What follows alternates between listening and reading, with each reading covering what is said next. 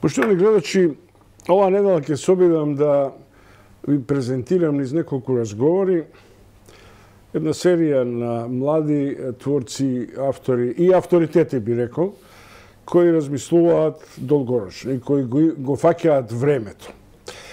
Почнам со Мирослав Драганов.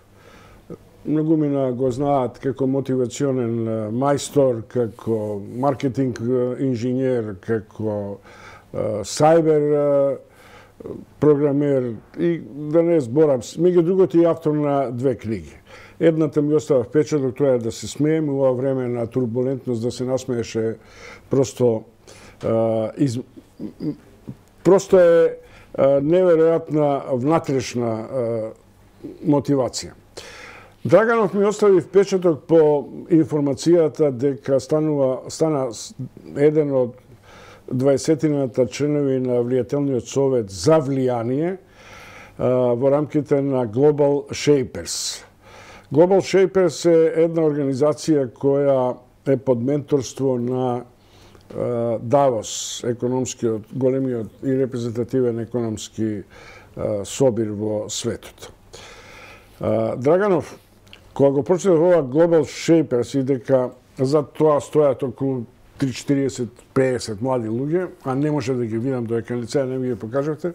Прво што си помислав, ова е па некоја нова македонска верзија на илуминати, ротаријанци, масони, бидејќи, пази парадокс, вие се собирате и разговарате за перспективите на Македонија во наредните 70 години. Прво, кои сте и што ви текне ова време на 70 години, кога ние за 7 дена не знаеме како ќе преживееме? Убаво го кажавте. Најпрво им благодарам за поканата. Често да се биде во вашето студио. Навистина, дел од тие титули, сепак сум обкружен со такви професионалци, не, например, лесов во сайбер делот специјалист, меѓутоа со такви колеги сум обкружен. Кои сме? Убаво прашање, кажавте, под менторство, целата оваа заедница на Шејпери е под менторство на големиот светски економски форум, постои веќе 10 години. И самата иницијатива има интересна случка, како професорот Клаус Шваб отишол во Бразил и забележал дека најмладиот член е 40 години, а си рекол половина од светската популација е под 35 години. Иначе Клаус Шваб е менторот и тој е иницијаторот,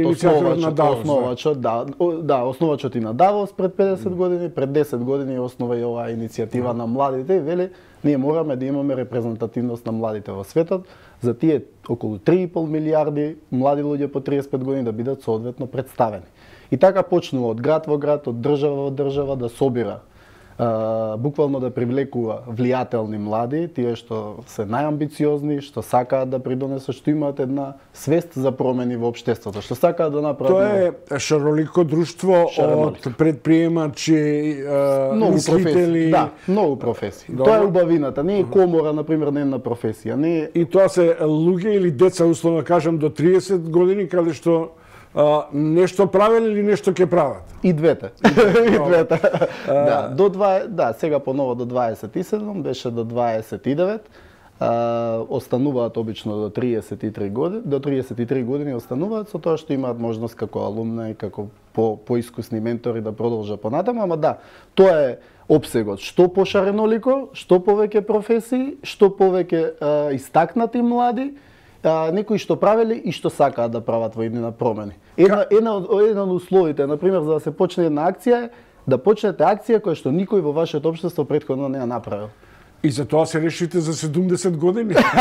Значи, кога почнав ова, прво што мојата реакција беше што е ова сега некоја македонска верзија на Фукујама, Орвел, или е тоа решивте да разговарате за перспективите на младите кои за нас повозрастните се турбулентни да ги разбереме, а се предизвикувачки за вас? Па бевме инспирирани од две страни. Едната е ова што ја кажавте добрата, каде што решивме да гледаме напред, гледаме како брзо се менува светот, гледаме нашите колеги и врсници од светот како напредуваат, прават некои работи, а ние некако заглавени стоиме во место.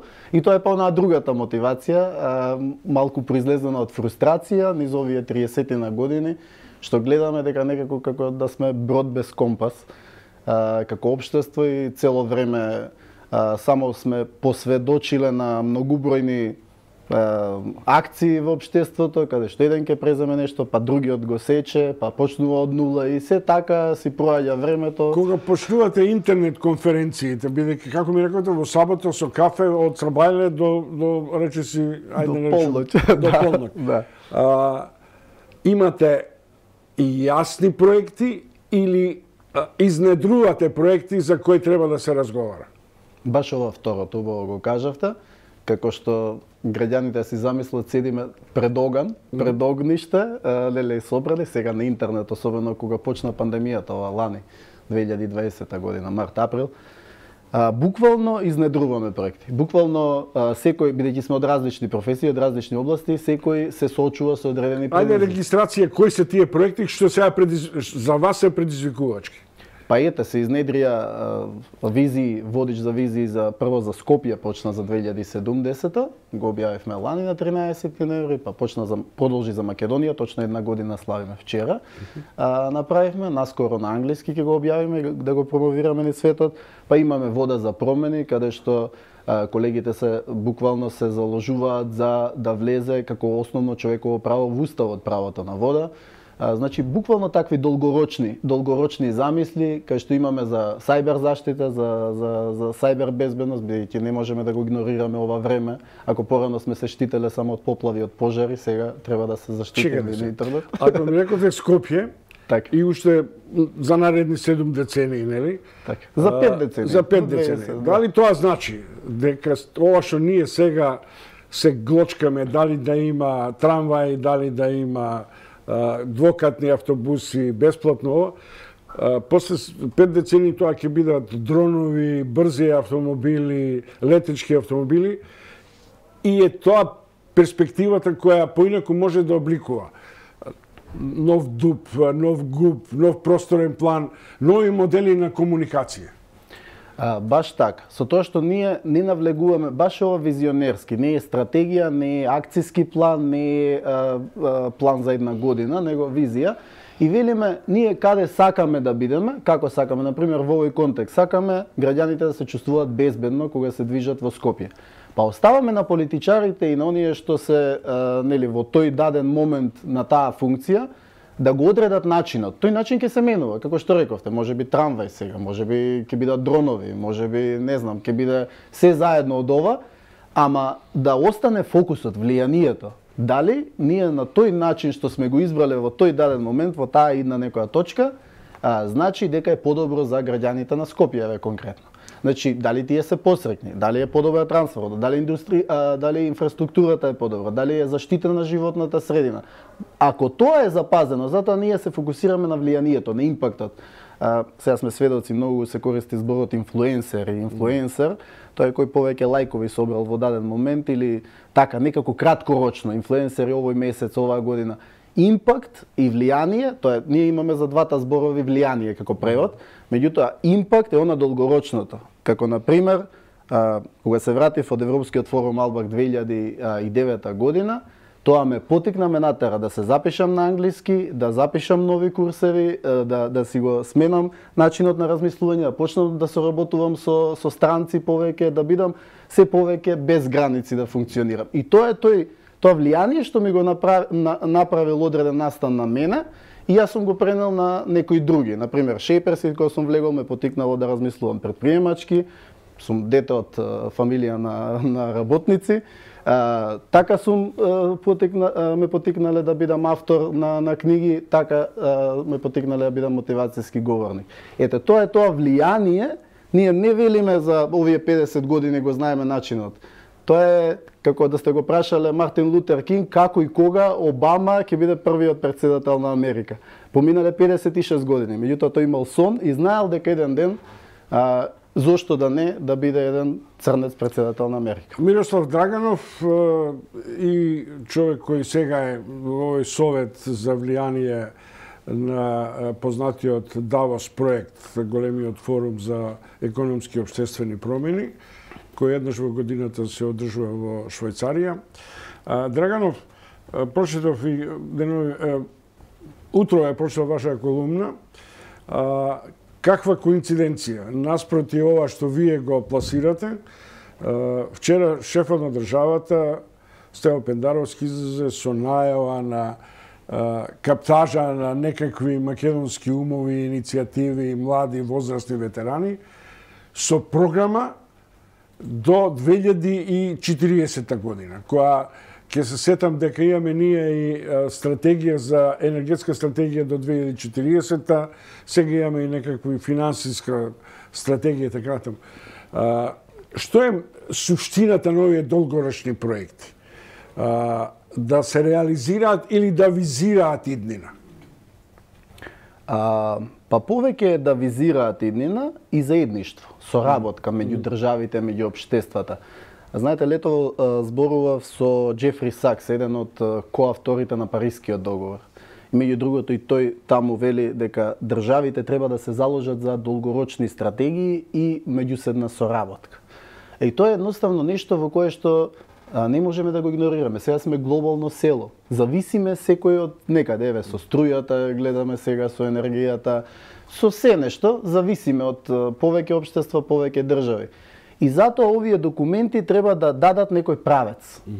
Насока да дадат, со тоа што визиите се сепак она каде сакаме да стигнеме, кој е тој правецот, поопштото, по така, глобалната насока. Меѓутоа стратегиите, еве новаа за 10 години, председателот Пендаровски таа ја најави пред некое време, веројатно инспирирана и од целите за одржлив развој на Обединетите нации уште 2015, веќе 6 години поминати. Сега слушнавме дека до 2022 ќе се пишува, а кога ќе се спроведува дека да дојде ќе заврши декадава. Но како и да е, тие документи треба да бидат одраз на она што е долгорочно замислено. Тоа е како Роберт Шуман, ама затоа е важно за овие долгорочни документи. Повеќе се важни принципите, вредностите и индикаторите, односно параметрите по кои се мери тоа влијание. Самите активности не се толку важни.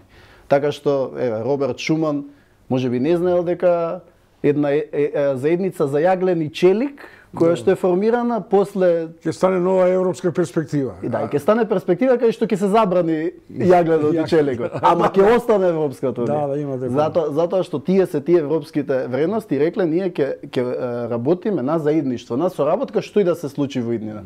И тоа е тие се принципи по кои се водиме. Ние ако кажеме дека сакаме Скопјани да бидат среќни и ние да бидеме во топ 5% од сите градови во светот, ма каков и да е тој начин, ако навистина сите се заложиме за тоа, има начин да го направиме. Од тоа што ми го прикажавте, а тоа се млади успешни луѓе, сега внесени во новите фази на иновативно стартап развој и така натаму. Чувствувате ли дека е тоа на одреден начин гнев заради фактот што не формирате своја иднина и тоа го оставате исклучиво на политичарите? Или сакате да направите импакт на влијание на тој начин? И двете. Добро. Првото е, не би рекол, знаете, на флоскула иднината е на младите, не би се сложил, сегашноста е на младите. Сега ако имаме тука во студиото некоја моја врсничка, да речеме, што има малечко бебе, не можеме да кажеме дека тоа за тоа детенце или за тоа бебе иднината, не, тоа дете ќе оди на педијатар денеска треба да оди, значи тоа живее во сегашноста. И на пример таа личност ќе треба дури и двојно представништво да има за нејзе самата како млада мајка на пример или млад родител и за детето кое што живее сега. И затоа јас прашувам и во мојата колумна, каде се младите? И председателот Пендаровски зборува за борба против одселување на младите. Ние еден од принципите што го имаме во водичот, рековме ќе зборуваме за позитивни работи. Ние го зборуваме што тоа младите прават. Ние чекаме кај председателот Пендаровски 3-4 месеци за прием за да ја презентираме визијата за Македонија за 27 години. Сме го поканиле на меѓународни форуми, не одбивал. И каде тука, ова е конкретен пример, не е за личноста, туку е за одраз на многу во општествената ни ситуација. Младите, не можеме ние да зборуваме за борба против одлив на мозоци, а кога младите се тука и кога ние ова бесплатно го правиме волонтерски, за ова советници земаат пресметете колку плата имаат земено овие 2-3 години советници, кои што никој не ги знае во добро, тоа има и една стара, фрли рипче за да фатиш капче подосна и тоа е тоа добро. Драганов, ви се чинили дека во светот, и во Македонија особено, вашата иницијатива, меѓу другото, и тоа потикнува, дека сега ги сакаме во центарот на вниманието човечките ресурси, квалитетот на работна сила, квалитетот на креативните сили, на иноваторите, на промоторите, на предприемачите. Да, луѓето се пред се. Ова е време како по Втората светска војна, кога луѓето од крв биле згрозени и сватиле дека основните човекови права им се нешто што треба да се фокусираат и да ги изградат зградите што ги срушиле. Сега е момент кај што велиме по оваа пандемија треба да ги обновиме каналите на дигитална комуникација, да се поврзуваме со светот, тоа е дигитализацијата и луѓето. Значи луѓето се тие што ќе го прават, што ќе прават сегашноста, ја прават сегашноста и иднината, без разлика дали е тоа на работно место во приватен сектор, во државна институција, каде и да е, луѓето се тие од кого и за кого треба да се преземаат сите акции. Добро, благодарам. Тоа беше Мирослав Драганов, еден од луѓето, 40 луѓе креативни млади, кои го подготвија водичот визии за Македонија до 2070 година. Се надевам барем дека до 2025 ќе дочекам да бидам жив и да видам нешто од овие ваши визии кои би биле исто така визионерски. Благодарам уште еднаш. Следуваат нашите нови содржини. Од мене толку и утре ќе се обидам да ја продолжам серијата која работно е наслонив младите имаат збор.